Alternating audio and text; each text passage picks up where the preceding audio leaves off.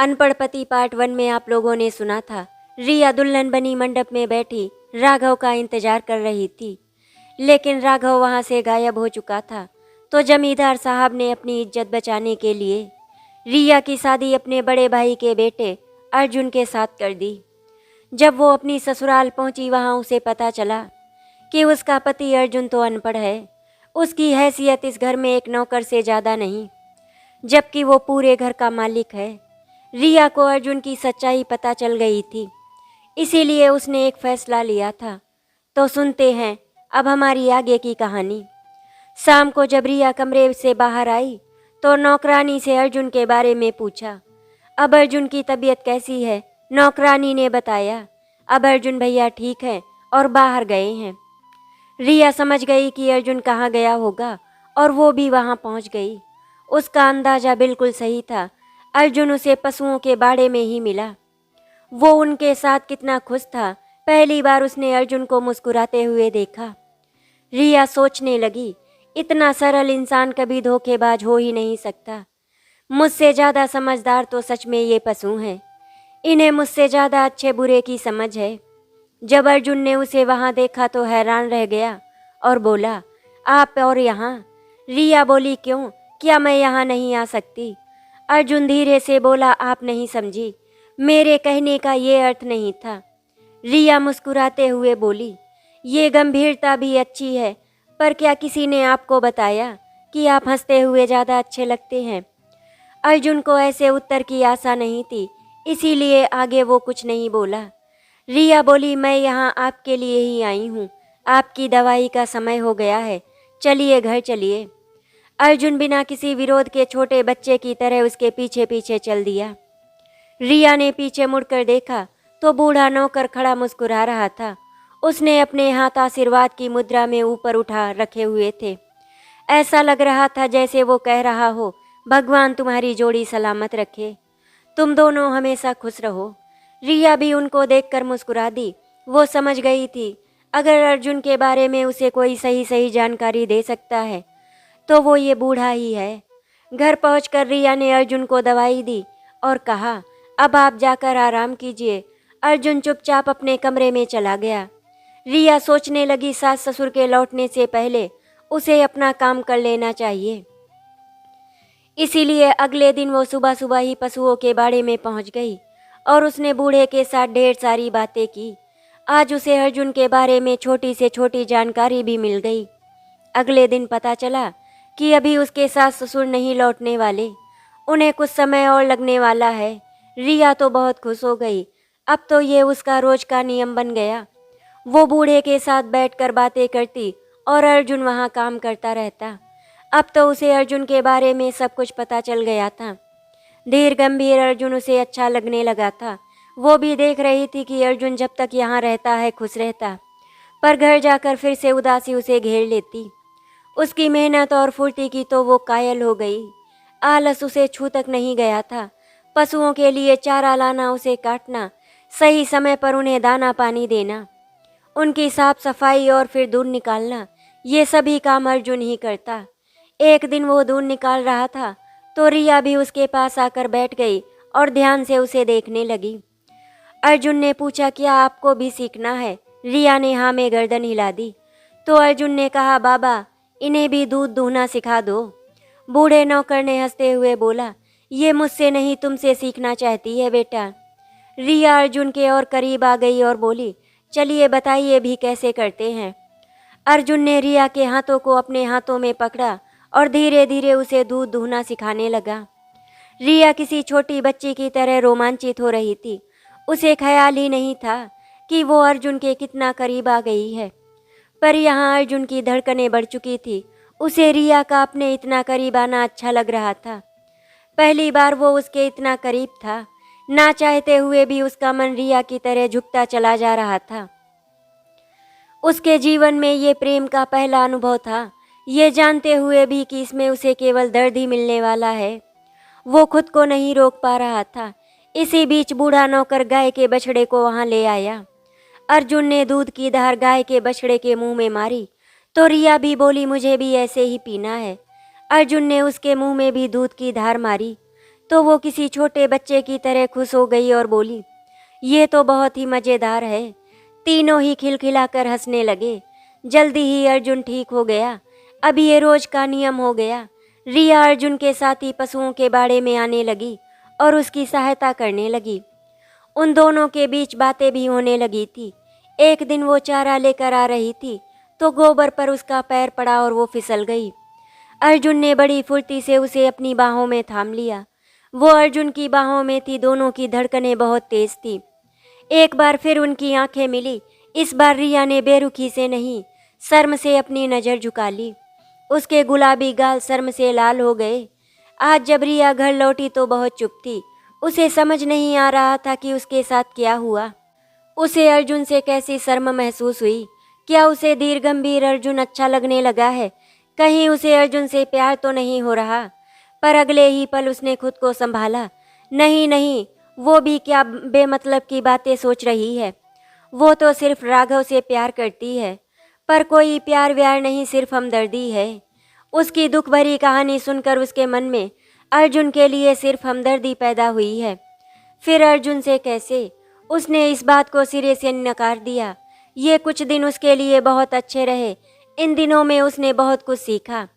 अगले दिन जब वो बूढ़े नौकर से मिलने गई तो बोली, बाबा शायद अब मैं तुमसे फिर मिलने ना आ सकूं। कल शाम तक मेरे सास ससुर वापस आ जाएंगे। बूढ़ा नौकर बोला, बिटिया तुमसे बात करके बहुत अच्छा लगा। तुमसे एक बात कहना चाहता हूँ। शायद तुम्हें मेरी बात पर यकीन ना हो, पर यही सच्चाई है। मुझे लगता है इस बार तुम्हारी सास ससुर अकेले नहीं लौटने वाले। उनके साथ राघव भी होगा। पहले तो रिया ये सुनकर बहुत खुश हो गई। फिर वो बोली, आप ये बात इतने यकीन के साथ कैसे कह सकते हैं? बूढ़ा मुस्कुराया और बोला, मैं इन लोगों की नस नस से वाकिफ़ हूँ, क्योंकि मैं जानता हूँ राघव कहीं गायब नहीं हुआ था, बल्कि कुछ दिनों के लिए छुप गया था। ये सब इनकी मिली भगत है। रिया पर एक और पहाड़ टूट पड़ा। क्या राघव भी इनके जैसा ही है? क्या वो जानबूझकर कहीं छुप गया था? पर क्यों? इसका मतलब वो भी अपने माता पिता की तरह धोखेबाज है। और उसका वो प्यार सब कुछ सिर्फ झूठ था। मतलब उसने मुझसे प्यार कभी किया ही नहीं। रिया की आंखों में आंसू आ गए। प्यार के नाम पर उसके साथ कितना बड़ा छल हुआ है। जिस प्यार के कारण वो आज इन परिस्थिति में है और जिस प्यार के लिए उसने अपनी शादी तक को ठुकरा दिया, क्या वो धोखेबाज हो सकता है? उसका मन ये मानने को तैयार नहीं था। सास ससुर चाहे कैसे भी हो, उनका राघव धोखेबाज नहीं हो सकता।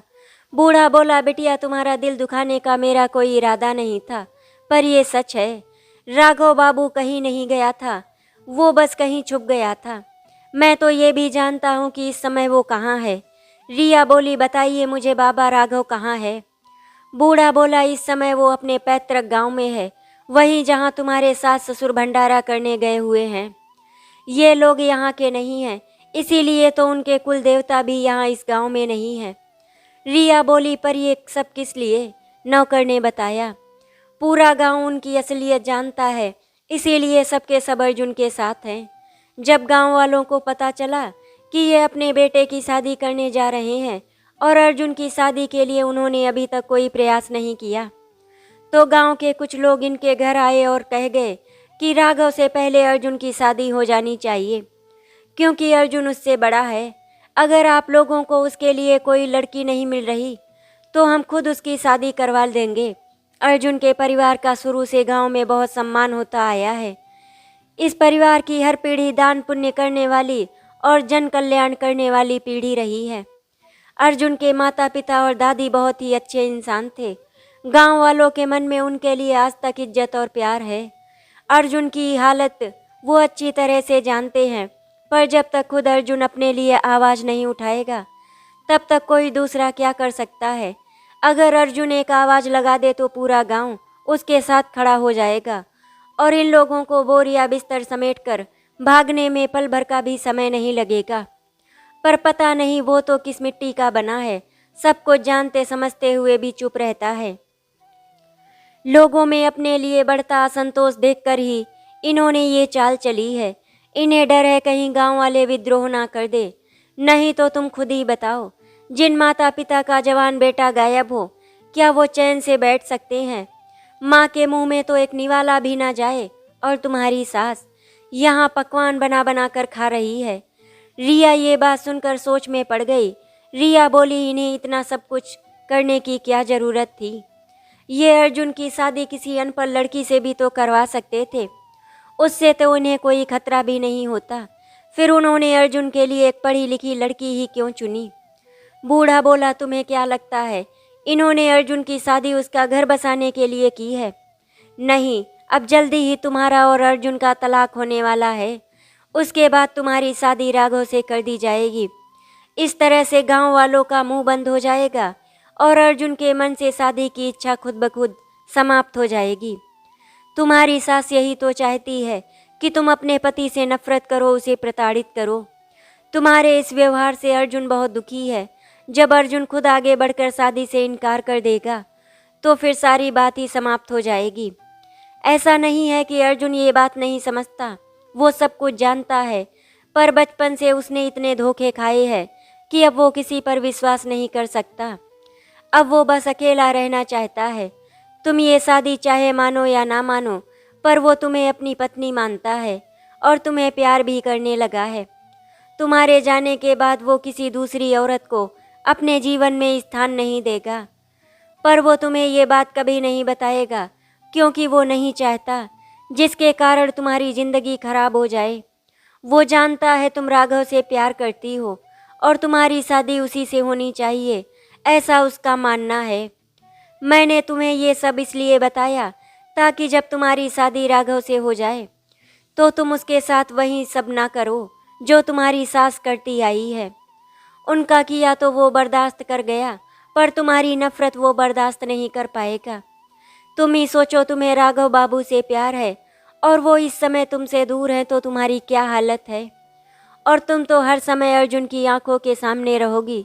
सोचो उसकी क्या हालत होगी जब वो अपनी पत्नी को किसी और के साथ देखेगा। रिया बोली, जब अर्जुन जानता है कि ये शादी सिर्फ एक नाटक थी, फिर उसे इसे मानने की क्या ज़रूरत थी? इस तरह वो खुद ब खुद अपने दिल पर बोझ उठा रहा है। इसमें मैं क्या कर सकती हूँ? बूढ़ा बोला, हाँ बिटिया, तुम कुछ भी नहीं कर सकती, पर मेरा अर्जुन ऐसा ही है। माँ, बहन और दादी के बाद उसके जीवन में आने वाली तुम चौथी औरत हो। वो तुम्हें कभी नहीं भूलने वाला। काश तुम उसे समझ पाती, पर दुख की बात तो ये है कि तुम भी उसके दिल पर एक घाव देकर चली जाओगी। पता नहीं मेरे अर्जुन का भाग्य ही ऐसा क्यों है, जो आता है उसे दुख देने आता है। कभी कोई ऐसा आया ही नहीं जो उसे समझ सके और अपने प्यार से उसके दुख को कम कर सके। रिया बोली, बाबा अर्जुन ऐसा क्यों है? अब तो वो बड़ा हो गया है, गांव वाले उसके साथ हैं, फिर वो इन लोगों से इतना डरता क्यों है? क्यों वो इतना कमज़ोर है? बूढ़ा बोला, बेटी, जब हर जगह से आपको धोखा और तकलीफ़ मिले तो इंसान अंदर से टूट जाता है। मेरे अर्जुन के साथ भी यही हुआ है। वो अंदर से टूट चुका है। वो मान चुका है कि उसके भाग्य में अच्छे दिन है ही नहीं। रिया बोली, ये तो बहुत गलत बात है। उसे इस तरह से निराशावादी नहीं होना चाहिए। क्या हुआ जो मैं उसे छोड़कर चली जाऊंगी? वो अपनी पसंद की किसी लड़की से शादी कर सकता है और खुश रह सकता है। बूढ़ा व्यक्ति बोला, अगर वो लड़की भी इन लोगों जैसी लालची निकली तो? रिया सोचने लगी, अर्जुन की सोच भी सही है।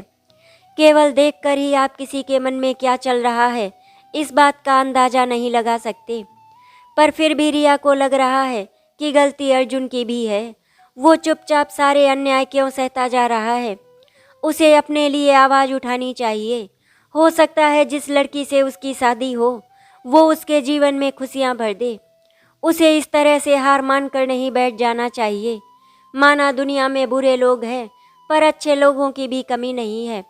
रिया ने फैसला किया, वो अर्जुन को अपने हक के लिए आवाज़ उठाने के लिए प्रेरित करेगी। बूढ़े नौकर ने रिया के सामने हाथ जोड़ते हुए कहा, बहुरानी, मैं तुमसे अर्जुन की खुशियाँ मांगता हूँ, उसे छोड़कर मत जाओ। तुमसे अच्छी पत्नी उसे मिल ही नहीं सकती, यकीन करो। अर्जुन सच में बहुत अच्छा है और तुमसे बहुत प्यार करता है। एक बार उसके करीब जाकर देखो तो सही। रिया ने कुछ नहीं कहा और चुपचाप घर लौट आई। आज वो बहुत बेचैन हो रही थी। उसे समझ नहीं आ रहा था कि क्या सही है और क्या गलत। उसने खुद को समझाने की कोशिश की।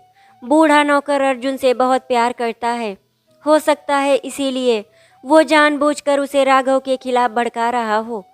पर जल्दी ही उसका भरम टूट गया जब जमींदार साहब और सीता जी राघव के साथ लौटे।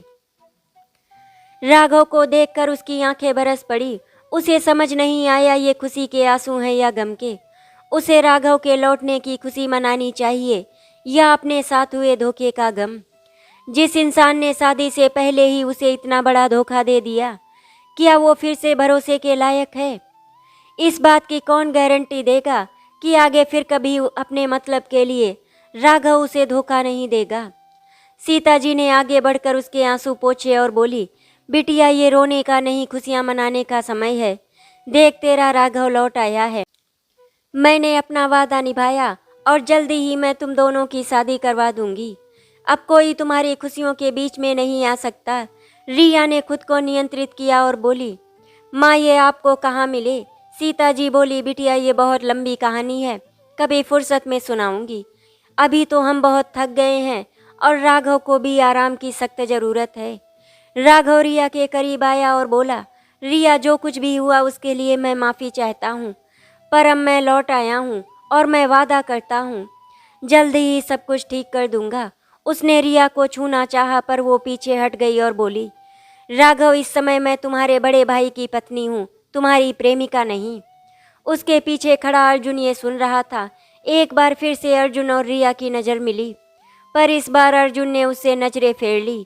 राघव बोला, जल्दी ही तुम्हें इस बंधन से आज़ादी मिल जाएगी। ये गंवार अनपढ़ तुम्हारा पति कहलाने लायक नहीं। रिया बोली, मुझे यकीन है राघव, अब जब तुम वापस आ गए हो तो सब कुछ सही होगा। अब तुम्हें आराम करना चाहिए। इतना कहकर वो अपने कमरे में आ गई। वो सोचने लगी, किस मिट्टी के बने हैं ये लोग, इतना झूठ और फरेब। अब उसे निर्णय लेना था कि वो इस घर में रहना चाहती भी है या नहीं। इतना तो पक्का था कि वो राघव से शादी नहीं करेगी, पर क्या वो अर्जुन से तलाक चाहती है? इस सवाल का जवाब तो वो खुद भी नहीं जानती। सारी रात रिया इस बारे में सोचती रही। अर्जुन से उससे शादी करके क्या गलत किया? उसने तो उसकी और उसके माता पिता की इज्जत ही बचाई है। इस शादी में उसकी अपनी भी तो सहमति थी। वो चाहे माने या ना माने, पर समाज की नज़रों में आज वो अर्जुन की पत्नी है और यही उसकी पहचान है। क्या केवल इसीलिए वो उसे छोड़ देगी क्योंकि अर्जुन पढ़ा लिखा नहीं है? क्या उसका अनपढ़ होना उसका इतना बड़ा अवगुण है, या फिर रिया को खुद के पढ़े लिखे होने पर घमंड है जिस कारण वो अर्जुन को स्वीकार नहीं कर पा रही? क्या फ़ायदा है ऐसी पढ़ाई लिखाई का जो सही गलत की शिक्षा भी ना दे सके? वो आईने के सामने आकर खड़ी हो गई और खुद से पूछा, सच सच बताओ, क्या तुम अर्जुन के लायक हो? मन में कोई और शादी किसी और से? क्या कोई भी लड़का ऐसी पत्नी चाहेगा? उसकी नज़र अपने गले में पड़े लॉकेट पर गई। आज पहली बार उसने लॉकेट उतार कर गले में मंगलसूत्र पहना और खुद को देखा तो लगा जैसे आज वो पूरी हो चुकी है। क्या वो अपने पति को किसी और के साथ बांट सकती है? क्या हो अगर अर्जुन की जिंदगी में कोई दूसरी औरत आ जाए? इस कल्पना से ही रिया सिहर उठी और अर्जुन बेचारा, वो तो इस सच के साथ जी रहा है, सब कुछ जानते हुए भी वो मुझसे प्यार करता है। अब जब वो राघव की सच्चाई जान चुकी है तो क्या उसे अर्जुन को छोड़कर जाना चाहिए? गलती तो राघव ने की है, फिर सजा अर्जुन को क्यों? अगर राघव अब उनके बीच में नहीं है तो उनके बीच अब ये दूरी क्यों है? इस शादी का भविष्य उसके फैसले पर निर्भर करता है और अब फैसले का वक्त आ चुका है। अगली सुबह सीता जी बहुत खुश थी। उन्होंने रिया को बुलाया। रिया बिटिया जल्दी से आओ, देखो वकील साहब आ गए हैं। रिया ने पूछा, वकील? पर किस लिए? वो बोली, तुम्हारा और अर्जुन का तलाक करवाना है, उसके बाद ही तो तुम्हारी शादी राघव से हो पाएगी। अब मैं तुम दोनों को एक दूसरे से और अधिक दूर रहने की सज़ा नहीं दे सकती। मेरे बच्चों ने बहुत दुख देख लिया, अब उन्हें उनकी खुशियाँ मिलनी चाहिए। रिया ने देखा वकील साहब बैठे हुए हैं। अर्जुन को अंगूठा लगाने के लिए बुलवाया गया। रिया उसे ही देख रही थी, पर अर्जुन ने रिया की तरफ देखा तक नहीं और चुपचाप अंगूठा लगाकर घर से चला गया। रिया उसे जाते हुए देखती रही। उसने सोचा, जब अर्जुन ही इस रिश्ते को नहीं निभाना चाहता तो फिर वो अकेली क्या कर सकती है। उसने भी कागजात पर साइन कर दिए। आज वो दोपहर में खाना खाने भी नहीं आया। रिया को पता था कि वो कहाँ है, पर वो उसके पास जा नहीं सकती थी। रात को भी अर्जुन उसे कहीं नहीं दिखाई दे रहा था, तो उसने नौकरानी से पूछा, आज अर्जुन कहीं नजर नहीं आ रहे। दिन में भी खाना खाने नहीं आए थे और अब इतनी रात हो चुकी है, अभी तक नहीं लौटे हैं। सब ठीक तो है? नौकरानी बोली, बहुरानी कुछ भी ठीक नहीं है। वही हुआ जिसका डर था। भोला ने न जाने मालकिन के आगे क्या कुछ बढ़ा चढ़ा कर बातें बताई है, जिसके कारण आज राघव भैया और कुछ लोगों ने मिलकर अर्जुन भैया को बहुत मारा। उन्हें बहुत ज़्यादा चोट आई है और इस समय वो पशुओं के बाड़े में हैं। बेहोशी में भी वो आपको पुकार रहे हैं। क्या? और तुम मुझे ये सब अब बता रही हो? रिया उसी समय बाड़े में पहुंच गई। जब उसने वहां जाकर अर्जुन की हालत देखी तो रोते हुए उसके सीने से लग गई। उसे बहुत बुरी तरह से मारा गया था। रिया ने रोते हुए पूछा, अर्जुन ये सब क्यों? अर्जुन मुस्कुराया और बोला, ये आपके करीब आने की सजा है। क्या? ये सुनकर रिया गुस्से से लाल हो गई और बोली, वो कौन होता है हमारे बीच आने वाला? हम पति पत्नी हैं। और उसने एक जोरदार तमाचा अर्जुन के गाल पर जड़ दिया। तुम्हारी हिम्मत कैसे हुई तलाक के कागजात पर अंगूठा लगाने की? क्या ऐसा करने से पहले तुमने एक बार भी मुझसे पूछा कि मैं क्या चाहती हूँ? तुम खुद को समझते क्या हो? जब मन हुआ मुझसे शादी कर ली और जब मन किया तलाक दे दिया। मैं कोई खिलौना नहीं जो जब चाहे कोई भी आकर मुझसे खेल ले। अर्जुन बोला, तुम क्या चाहती हो रिया? रिया बोली, तुम अब भी नहीं समझे अर्जुन, मैं तुम्हें चाहती हूँ। ये सुनकर अर्जुन उसे अपनी बाहों में जकड़ लेता है और धीरे धीरे उसकी बाहों का घेरा मजबूत होता जाता है। बूढ़ा नौकर ये दृश्य देखकर मुस्कुराते हुए कमरे का दरवाज़ा बंद कर बाहर चला जाता है। अब उसकी यहाँ कोई ज़रूरत नहीं। दोनों एक दूसरे से गले लगकर रो रहे थे। अर्जुन बोला, रिया मैं तुम्हें बहुत चाहता हूँ। अगर तुम मुझे छोड़कर चली गई तो मैं जी नहीं सकूँगा। मैं नहीं जानता कि कब मैं तुमसे इतना प्यार करने लगा, पर तुम मेरी ज़िंदगी हो। शिकायत करते हुए रिया बोली, जिंदगी हूँ तभी तो मुझे छोड़ रहे हो। रिया मैं जानता हूँ तुम राघव से प्यार करती हो और ये शादी तुम पर थोपी गई है, इसीलिए मैं तुम्हें इस बंधन से आज़ाद करना चाहता हूँ ताकि तुम अपनी ज़िंदगी जी सको। रिया बोली, तुम्हें किसने कहा ये शादी मेरे लिए बंधन है? तुम खुद को बहुत महान समझते हो, अपने प्यार का बलिदान करने चले थे। अरे जिसके लिए तुम ये त्याग करने जा रहे हो, कम से कम एक बार उसकी मर्जी तो पूछ लो कि आखिर वो क्या चाहती है। अर्जुन बोला, नहीं रिया, हमारी जोड़ी बेमेल है, मैं तुम्हारे लायक नहीं। रिया बोली, इसका फैसला करने वाले तुम कौन होते हो? ये तो मैं ही बता सकती हूँ कि तुम मेरे लायक हो भी या नहीं। तुम चाहे कितनी ही कोशिश कर लो, पर मैं तुम्हें छोड़कर कहीं नहीं जाने वाली, समझे तुम? अब बस बहुत हुई तुम्हारी ये कायरता, अब तुम्हें अपने हक के लिए लड़ना होगा। अर्जुन बोला, अगर तुम मेरे साथ हो तो मैं सारी दुनिया से लड़ सकता हूँ। रिया बोली, मैं तो हमेशा तुम्हारे साथ हूँ। इतना कहकर रिया अर्जुन पर चुंबनों की बौछार कर देती है और रोते हुए कहती है, अगर फिर कभी मुझसे दूर जाने की बात की तो मुझसे बुरा कोई नहीं होगा। अर्जुन बोला, अब अगर तुम जाना भी चाहोगी तो मैं तुम्हें जाने नहीं दूंगा। रिया बोली, ये हक पहले क्यों नहीं जताया? अर्जुन बोला, मैं डरता था कहीं तुम मेरा प्यार ठुकरा ना दो। रिया शर्माते हुए बोली, आज मैं तुम्हारे प्यार के रंग में रंग जाना चाहती हूँ अर्जुन। आज मुझे अपने प्यार में इस कदर रंग डालो कि हमारे बीच की सारी दूरियां खत्म हो जाएं। धीरे धीरे दोनों एक दूसरे में समा गए। आज रिया और अर्जुन एक दूसरे के हो गए और उनकी शादी पूरी हुई। आज सही मायने में रिया अर्जुन की अर्धांगिनी बन गई। अगली सुबह बूढ़े बाबा ने उन दोनों को जल्दी जगा दिया और रिया से बोले, बहुरानी अब जल्दी से घर लौट जाओ। अगर किसी को पता चला कि तुम सारी रात यहाँ थी तो अनर्थ हो जाएगा। रिया बोली, आप ठीक कह रहे हैं बाबा। उसने अर्जुन की तरफ देखकर कहा, इनका ध्यान रखिएगा। फिर अर्जुन से बोली, इन लोगों के पाप का घड़ा भर चुका है, अब इन्हें इनके किए की सजा मिलनी चाहिए। मैं आपके साथ हूँ। इन लोगों को दूसरों को धोखा देने का बहुत शौक है। हमें इन्हें इन्हीं की भाषा में जवाब देना होगा और फिर उसने अपनी योजना उन दोनों को बताई तो वो भी उसकी बात पर सहमत हो गए। रिया चुपचाप घर पहुंच गई। नौकरानी ने उसके लिए दरवाज़ा खोल दिया और किसी को कुछ पता नहीं चला कि वो सारी रात घर से बाहर थी। सुबह जब उसकी आंख खुली तो राघव उसके कमरे के दरवाजे पर खड़ा उसे पुकार रहा था। उसने दरवाज़ा खोला तो राघव बोला, रिया आज तो तुम बहुत देर तक सोई हो, नाश्ते का समय हो चुका है, हम सब तुम्हारा इंतजार कर रहे हैं, जल्दी से नीचे आ जाओ। जब वो नीचे पहुंची तो सीता जी मुस्कुराते हुए बोली, लगता है आज तुमने अपनी नींद पूरी की है।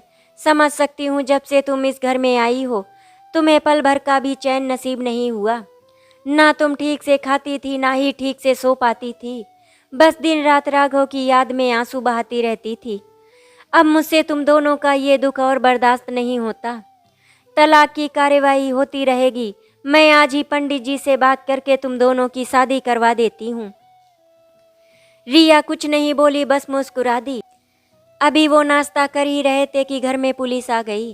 राघव पुलिस को यहाँ देखकर हैरान था और बोला, ये पुलिस किसने बुलाई? रिया ने कहा, इन्हें मैंने बुलाया है।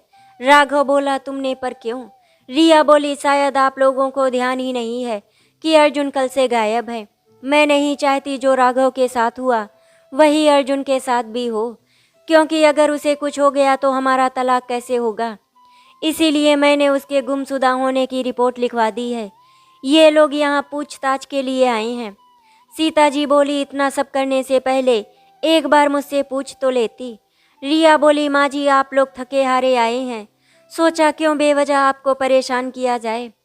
फिर वो इंस्पेक्टर साहब के पास जाकर बोली, आइए मैंने ही आपको बुलाया है, मेरे पति अर्जुन कल से गायब हैं।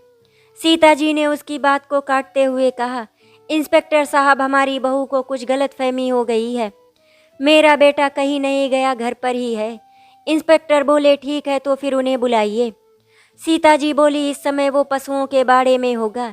इंस्पेक्टर साहब बोले, ठीक है तो फिर उनसे वहीं चलकर मिल लेते हैं। राघव बोला, इंस्पेक्टर साहब जब हम कह रहे हैं भैया ठीक है तो फिर आप उनसे मिलकर क्या करेंगे? उसकी बात सुनकर जमींदार साहब को लगा कि जरूर कुछ गड़बड़ है। अर्जुन की पिटाई के बारे में राघव ने माता पिता को कुछ भी नहीं बताया था और उसे डर था कि अर्जुन की ये हालत देखकर पुलिस उसे छोड़ेगी नहीं। इंस्पेक्टर साहब बोले, देखो मिस्टर, तुम जो भी हो, हमें हमारा काम बताने की ज़रूरत नहीं है, नहीं तो कानूनी कार्यवाही में अड़चन डालने के लिए तुम्हें धर लेंगे। जमींदार सब बात संभालते हुए बोले, अरे इंस्पेक्टर साहब आप तो बुरा मान गए, ये तो बच्चा है, इसे जाने दीजिए। चलिए आप हमारे साथ चलिए, आपके चाय नाश्ते का इंतजाम करते हैं। ये सब तो घर का मामला है, आप क्यों चिंता करते हैं, हम सब सुलझा लेंगे। रिया बोली, नहीं इंस्पेक्टर साहब, ये कोई घर का मामला नहीं है। कुछ दिनों पहले मेरा देवर अचानक अपनी ही शादी से गायब हो गया था और अब मेरे पति गायब हैं। ये कोई छोटी बात नहीं है। मुझे तो लगता है जरूर कोई दुश्मन है जो छुपकर हमारे परिवार से अपनी दुश्मनी निकाल रहा है। आपको कार्यवाही करनी ही पड़ेगी, हर हाल में मेरे पति को ढूंढ कर लाना होगा। इंस्पेक्टर साहब बोले, घबराइए मत मैडम, हम आपके पति को जरूर ढूंढ लेंगे। और जमींदार साहब, रही बात आपकी चाय नाश्ता, तो चाय नाश्ता बाद में होता रहेगा, पहले हम वो करें जो करने आए हैं। पुलिस पशुओं के बाड़े में पहुंची तो वहां अर्जुन घायल हालत में मिला। इंस्पेक्टर ने अर्जुन से पूछा, आपकी ये हालत किसने की? जमींदार साहब और सीता जी डर गए, उन्हें सब समझ में आ गया कि ये सब किसने किया होगा। राघव तो पहले ही गायब हो चुका था। उन दोनों ने रोने धोने का नाटक शुरू कर दिया और सीता जी बोली, कौन है जिसने मेरे बच्चे के साथ ये सब किया? इंस्पेक्टर साहब उसे छोड़ना नहीं, उसे कड़ी से कड़ी सजा देना। इस तरह नाटक करते हुए वो अर्जुन के गले जाकर लग गई और धीरे से उसके कान में कहा, खबरदार जो राघव का नाम भी लिया, तुम मुझे अच्छी तरह से जानते हो। रिया भी समझ गई। उसने अर्जुन से कहा, आपको किसी से डरने या घबराने की ज़रूरत नहीं है। इंस्पेक्टर साहब जो भी पूछ रहे हैं उसका सही सही जवाब दीजिए। अर्जुन कभी रिया तो कभी चाचा चाची की तरफ देख रहा था। रिया अर्जुन की दुविधा समझ रही थी। ये सब उसके स्वभाव के विपरीत था। वो कमज़ोर नहीं है, पर उसका कोमल हृदय, उसके इस सीधेपन और अच्छाई का ही तो ये लोग फ़ायदा उठाते आ रहे हैं। पर अब बस बहुत हुआ। रिया बोली, क्या सोच रहे हैं आप? बिना किसी डर और झिझक के उन लोगों का नाम बताइए जिन्होंने आपके साथ ये हरकत की है। उसने पास जाकर अर्जुन का हाथ मजबूती के साथ अपने हाथ में लिया। जमींदार साहब और सीता जी ये देखकर एक दूसरे का मुंह देखने लगे। ये सब कब हो गया? रिया ने दृढ़ता के साथ अर्जुन से कहा। अगर आपको कुछ हो जाता तो मेरा क्या होता? इस बार उसकी आंखों में आंसू थे और ये कोई नाटक नहीं था। उसका हृदय सचमुच रो रहा था, क्योंकि अगर कल अर्जुन को कुछ हो गया होता तो शायद वो कभी खुद को माफ नहीं कर पाती। उसके कारण ही तो ये सब हुआ। इंस्पेक्टर साहब ने भी आगे बढ़कर अर्जुन को आश्वासन दिया। आपको किसी से डरने की जरूरत नहीं।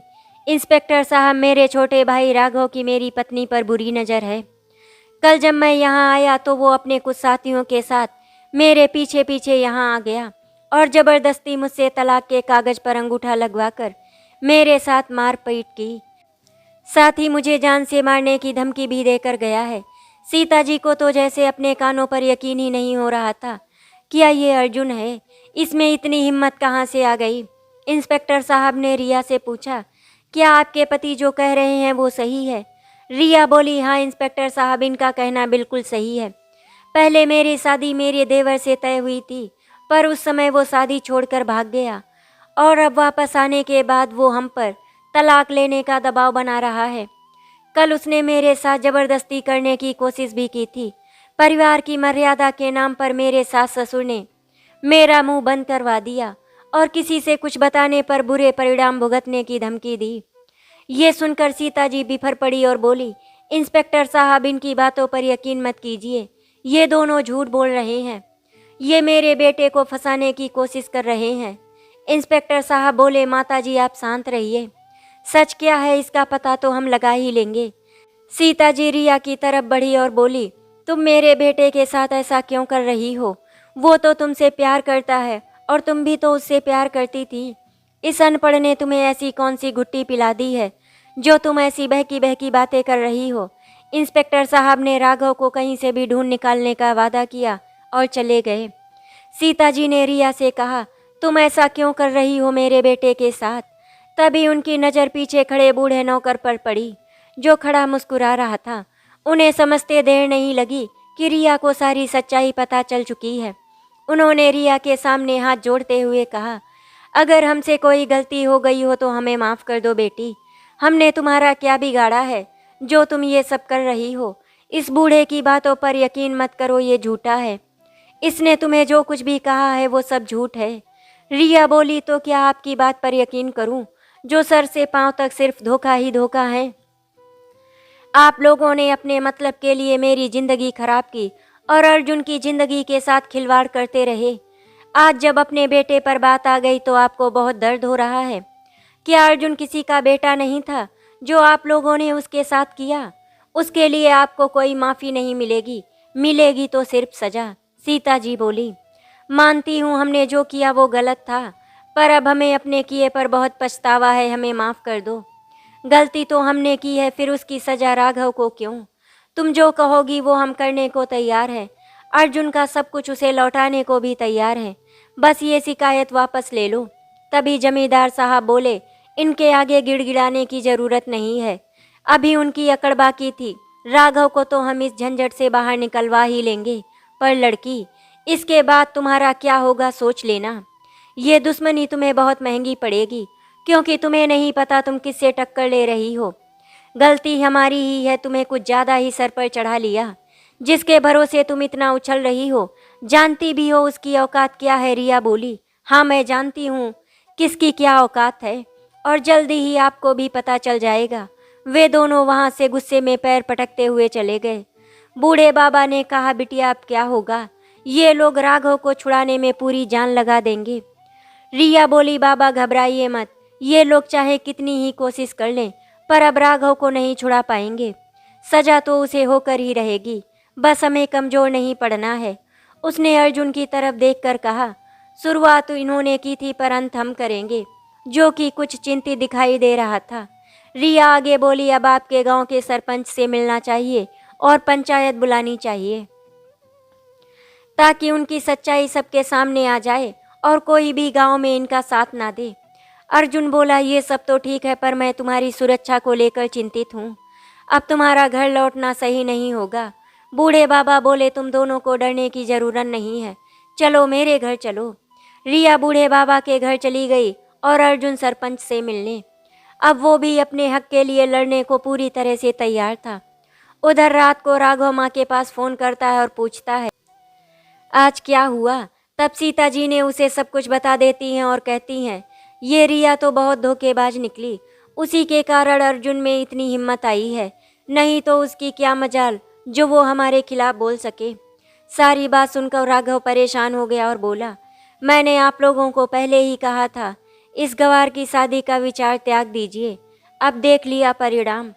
ऊपर से रिया जैसी पढ़ी लिखी लड़की, वो सब कुछ समझ गई। राघव ने पूछा, अब आप लोग क्या करेंगे। सीता जी बोली, तुम्हें घबराने की जरूरत नहीं है, इन दोनों ने तुम्हें फंसाने का पूरा इंतजाम कर लिया है, पर तुम्हारे पिताजी को ये जानते नहीं हैं। वो पूरी कोशिश कर रहे हैं तुम्हें मुसीबत से निकालने की। तब तक तुम जहाँ हो वहीं छुपे रहो, थोड़ा सावधान रहना। ये लड़की बहुत चालाक है, हमें अर्जुन से डरने की ज़रूरत नहीं है, असली परेशानी तो रिया है। जब यहाँ सब कुछ ठीक हो जाएगा हम तुम्हें बुला लेंगे, तब तक तुम मुझे फ़ोन भी मत करना। राघव बोला, जैसा आप लोग ठीक समझे, और उसने फ़ोन रख दिया। इधर जमींदार साहब पूरी कोशिश कर रहे थे इस मामले को रफा दफा करवाने की, पर उन्हें क्या पता था उनकी मुसीबतें कम होने की बजाय बढ़ने वाली हैं। अब मामला पंचायत में पहुंच चुका था और गांव वाले तो पहले ही उनके खिलाफ। उन्हें तो एक अवसर की तलाश थी, पूरा गांव अर्जुन के साथ खड़ा था। पुलिस को तो वो किसी तरह संभाल लेते, पर पंचायत, ये सच में ज़्यादा बड़ी मुश्किल थी। पंचायत हुई, दोनों पक्षों को सुना गया। यहाँ सबसे महत्वपूर्ण थी रिया की गवाही। उसने कहा कि वो अपने पति के साथ खुश है, पर उसके सास ससुर जबरदस्ती उसका तलाक करवाने पर तुले हुए हैं। वो उसकी शादी राघव से करवाना चाहते हैं। उन दोनों के नाम से तलाक की अर्जी भी दाखिल की जा चुकी है। वो बोली, हम यहाँ इस पंचायत में न्याय की आस लेकर आए हैं। आप सब जानते हैं कि राघव किस तरह शादी छोड़कर भाग गया था, और उस समय अपनी झूठी इज्जत बचाने के लिए जमींदार साहब ने अर्जुन से मेरी शादी कराने का प्रस्ताव रखा था। आप सभी बड़ों के आशीर्वाद से ये शादी उस समय संपन्न हुई थी। मैं चाहती हूँ आज भी आप सही फैसला करें। हम दोनों एक दूसरे के साथ बहुत खुश हैं और मैं अपने पति से अलग नहीं होना चाहती। फिर ये क्यों हमारी शादी तोड़ने पर तुले हैं। इनके लिए अपने बेटे की खुशी से बढ़कर कुछ नहीं। उसी की इच्छा पूरी करने के लिए ये सब हो रहा है। उस समय जो मुझे छोड़कर भाग गया, आज मुझे किसी भी तरह से हासिल कर लेना चाहता है। जब अर्जुन ने इनकी बातों का विरोध किया तो राघव ने उसके साथ जो किया है वो तो आपके सामने ही है। मेरे और मेरे पति की जान खतरे में है। या तो आप हमारे साथ न्याय कीजिए, नहीं तो मैं मर जाना पसंद करूंगी, पर अपनी शादी किसी कीमत पर नहीं तोड़ूंगी। बूढ़े नौकर और बाकी कुछ लोगों ने भी गवाही दी कि उन्होंने अपनी आंखों से राघव को अर्जुन के साथ मारपीट करते देखा है। अगर वो बीच बचाव के लिए नहीं आते तो शायद वो अर्जुन को जान से ही मार देता। जमींदार साहब और सीता जी ने बहुत कोशिश की ये साबित करने की कि राघव शादी छोड़कर नहीं भागा था। उसके गायब होने के पीछे अर्जुन का हाथ था, पर वो कुछ साबित नहीं कर सके क्योंकि रिया उसके साथ नहीं थी। सच्चाई वो बता नहीं सकते थे और झूठ चला नहीं। पंचायत ने अपना फैसला सुनाया। जब लड़का लड़की एक दूसरे के साथ खुश हैं तो फिर जबरदस्ती उनका तलाक करवाने का क्या मतलब बनता है। इस पूरे घटनाक्रम में केवल और केवल जमींदार साहब के परिवार की गलती है। इसीलिए पंचायत उन्हें जल्दी से जल्दी ये गांव छोड़ने का हुक्म सुनाती है। वैसे भी वे यहाँ अर्जुन के संरक्षक के रूप में आए थे। अब अर्जुन बड़ा हो गया है और अपने फैसले को लेने में सक्षम है। अर्जुन पर इन लोगों ने क्या क्या अत्याचार किए हैं इसका साक्षी पूरा गांव है। इसीलिए अच्छा होगा कि अब ये लोग यहाँ से चले जाएं। और रही बात राघव की, तो उसे सजा जरूर देगी पुलिस। क्या? ये फैसला सुनकर सीता जी रोने और चिल्लाने लगी। उन्होंने कहा, इस फैसले को नहीं मानती मैं। उनके बेटे को फंसाया जा रहा है, पर यहाँ किसी को भी उसकी बात पर विश्वास नहीं था। रोते हुए वो अर्जुन के पास पहुंची और उसके सामने गिड़गिड़ाने लगी। बेटा, तुम तो सारी सच्चाई जानते हो। राघव को फंसाया जा रहा है। वो तुम्हारा छोटा भाई है, उसकी गलतियों के लिए मैं तुमसे माफ़ी मांगती हूँ। उसे माफ़ कर दो। हमें तुमसे कुछ नहीं चाहिए, हम सब छोड़कर यहाँ से चले जाएंगे। बस मेरे बेटे को अकेला छोड़ दो। मानती हूँ हमने जो तुम्हारे साथ किया वो गलत था, पर अगर तुम भी हमारे साथ वैसा ही करोगे तो तुम में और हम में क्या भेद रह जाएगा। तुम तो अच्छे इंसान हो। सीता जी के आंसू देखकर अर्जुन का मन पिघल गया और वो रिया की तरफ देखने लगा। रिया बोली, इन लोगों के मगरमच्छ जैसे आंसुओं पर मत जाइए। अर्जुन बोला, रिया अब इन्हें अपनी गलती का एहसास हो चुका है, अब हमें भी इनको माफ़ कर देना चाहिए। ये मत भूलो, अगर इन्होंने मुझे दुख दिए हैं तो मेरी ज़िंदगी की सबसे बड़ी खुशी तुम्हें मेरे जीवन में लाने वाले भी यही हैं। रिया बोली, अर्जुन तुम ऐसे क्यों हो? तुम्हारी इसी अच्छाई का तो ये लोग फ़ायदा उठाते आए हैं, पर अगर इस बार तुमने इन्हें माफ़ करने की सोची भी तो मैं तुम्हें छोड़कर चली जाऊंगी। ये सुनकर अर्जुन चुप हो गया। सीता जी रोते हुए रिया की तरफ बढ़ी और बोली, बेटी हमें माफ़ कर दो, हमें कुछ नहीं चाहिए, हम सब कुछ अर्जुन को लौटा देंगे, बस तुम ये सब बंद कर दो। रिया बोली, जो अर्जुन का है वो आप उसे लौटा कर उस पर एहसान करेंगी, उसी की चीज़ उसे दान में देंगी। मुझ पर आपके इन आंसुओं और मीठी मीठी बातों का जादू नहीं चलने वाला। मैं अर्जुन नहीं जिसका आप फायदा उठा सके। सीता जी बोली, राघव को माफ़ कर दो, इसमें उसकी कोई गलती नहीं है। वो तो सच में तुमसे प्यार करता है और तुम्हें शादी के बाद शहर ले जाना चाहता था, पर हमारे ही दबाव में आकर वो शादी को छोड़कर भागा। असली कसूरवार हम हैं, हमारे ही कारण तुम दोनों एक नहीं हो सके। रिया बोली, अब इन सब बातों का कोई मतलब नहीं, जो हुआ ही नहीं उसके बारे में क्या सोचना। आपकी करने की सज़ा तो आपको मिलकर ही रहेगी। और हाँ, आपको एक बात और बताना चाहती हूँ, राघव को पुलिस पकड़ चुकी है।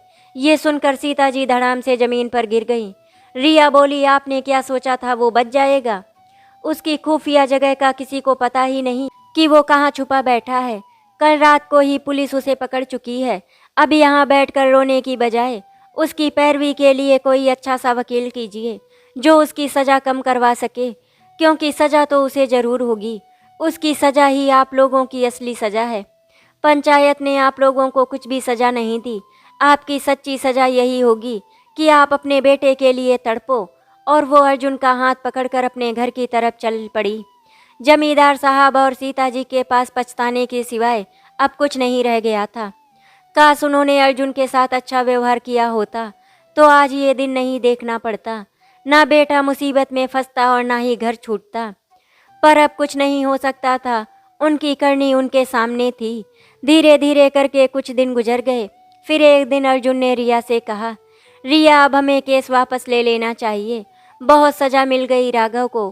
पहले तो रिया ने नानुकुर किया, फिर अर्जुन के समझाने पर वो मान गई और उसने केस वापस ले लिया। कुछ दिनों के बाद रिया की माँ को खबर लगी रिया ने अर्जुन को अपना पति मान लिया है।